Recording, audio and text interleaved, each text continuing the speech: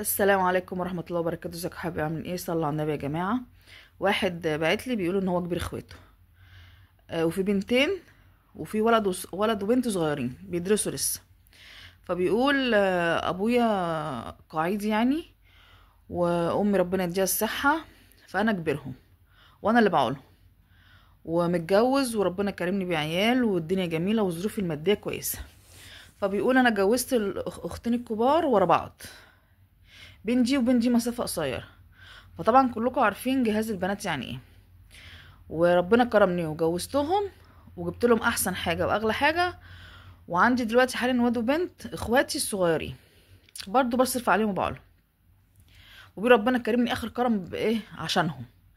وبابايا عنده معاش برضو فبيساعد، وانا في بيتي عندي عيالي ما شاء الله يعني، والدنيا جميله وكده، واهل مراتي كويسين معايا. بس عشان لما انا جوزت اخواتي البنات ورا بعض فالدنيا ضاقت معايا شويه. فانا عندي مشروع، فانا كنت عايز مبلغ معين عشان جبت صفقة يعني وكده، والدنيا هدت معايا، فكنت عايز مبلغ عشان ايه ارجع تاني اقوم زي الاول. فقلت لمراتي اهلها مبسوطين و... وانا وما زعلتهمش وكده، وهم عارفين انا مبسوط ومرتاح والدنيا حلوه، بس عشان اتجوزت اخواتي اتنين ورا بعض فالدنيا ايه ملت معايا شويه.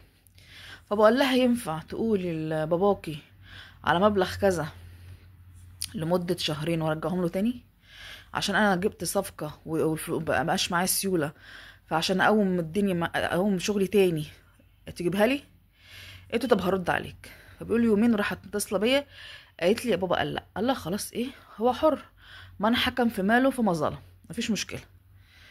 بيقولوا رحت جبت كارد، برغم انا كنتش عايزه اروح اجيب كارد عشان الفوايد وايه وما ينفعش، بس انا قلت يا رب انت شايف وعالم انا مش بايديا حاجه، وطبعا الدنيا بايظه مع الناس كلها، مش هينفع اقول لحد اديني حاجه. بس زعلت عشان انا عارف ان اهلها معايا، وانا مش وحش مع حد. لو هما بيجيبوا لي حاجه بجنيه انا بردها باتنين. فبيقولوا خلاص وسكت، بس معاملتي بقت ايه جافه معاها شويه. ولا سالتها في دهب، هي معاها دهب اللي انا جايبه، وايه وهو معاها فلوس في البنك بس من اهلها، مش من تحويش بيت ولا حاجه. انا بديها فلوس في البيت تمشي البيت، بس انا عارف ان هي مش محوشه مني، ان عيالي ما شاء الله ايه بتصرف عليهم كتير وفي البيت بتصرف، فانا عارف ان دي فلوس اهلها.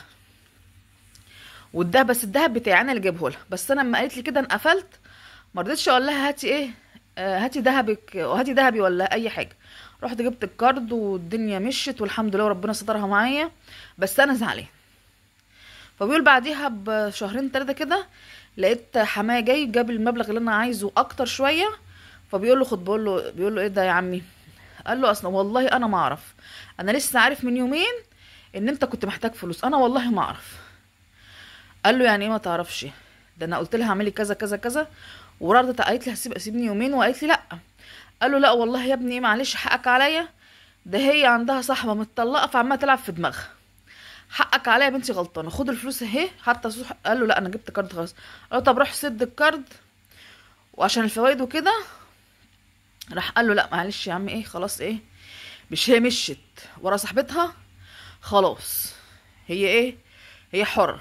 وعموما اللي انا كنت بعمله الاول مش هعمله عشان هي ما وقفتش جنبي، وخلي بقى صاحبتها تنفعها. قال له معلش يا ابني حقك عليا. قال له لا انا بقول لك ايه معلش سامحني عشان انا متضايق بجد، ده انا اول موقف ليا وانا مش مزعلها ولا هي ولا عيالها. قال له انا عارف والله يا ابني انت عارف احنا بنحبك قد ايه. قال له ما انا استغربت لما انت، انا عارف ان انت معاك فلوس وقلت لي لا، بس انا قلت لها من حكم في ماله فما ظلم، كل واحد حر. قال له معلش بقى، ما انا قلت لك ايه، صاحبتها لعبت في دماغها، معلش حقك عليا، هي غلطان. فبيقول بقى اما روحت البيت لقيتها عماله تعيط ومعلش وحقك عليا وما تزعلش. فبيقول لا مش قادر اسامحها، انت خلتيني اعمل حاجه حرام وانا مش راضي عنها، وانت عارفه انا مش راضي عنها، بس انا كنت مضطر، انا ورايا التزامات، انا لولا ان ورايا التزامات اخواتي واهلي انا كنت الدنيا مشيت معايا، لكن انت عارفه ان انا مضغوط وشايل شيله تقيله، بدل ما تقفي جنبي لا انت بتحطي عليا عشان صاحبتك. طب هي صاحبتك كان عامله ما صاحبتك، انت اللي شايفه خيري وانت اللي شايفه دنيتي فيها ايه، وشايفه ان انا شايل شيله مش بتاعت يعني بالشيله بتاعتي، وانا راضي مش زعلانه ولا متضايق. اهلي وابويا وامي يعني ما فيش حد غيري، وهو ربنا بيكرمني عشانهم هم، عشان اخواتي وعشان ابويا وامي، وانا مش مزعلك ولا مزعل اهلك.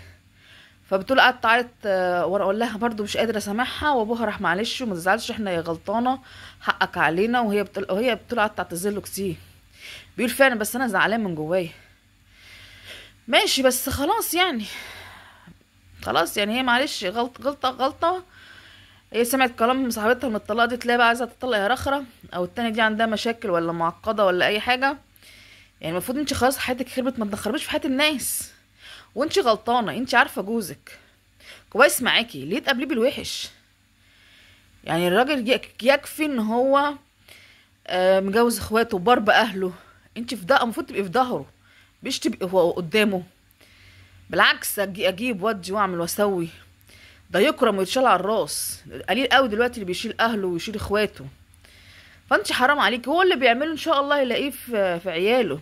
انت ما تزعليش منه ولا تتضايقي ولا تسمعي كلام حد.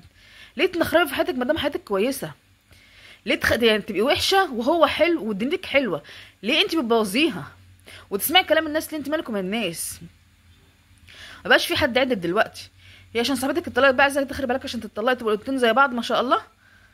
ايه اللي انت بتعمليه ده؟ برضه صالحيه وراضيه. هو زعلان وصعبان عليه نفسه، صعبان عليه منك، صعبان عليه نفسه يعني ان انتي استخسرتي فيه وموقفتيش جنبه، وعارفه ظروفه عامله ازاي وجوز اخواته واقف يعني يشكر يشكر يشكر. وانتوا قلنا ايه رايكم في الكومنتات؟ ما تسمعش كلام حد، محدش يسمع كلام حد، محدش ينخرب في حياه حد، يسيب حد ينخرب في حياته ويبوظها. وانتوا قلنا ايه رايكم في الكومنتات؟ وصلوا على النبي يا جماعه، والسلام عليكم في فيديو جديد.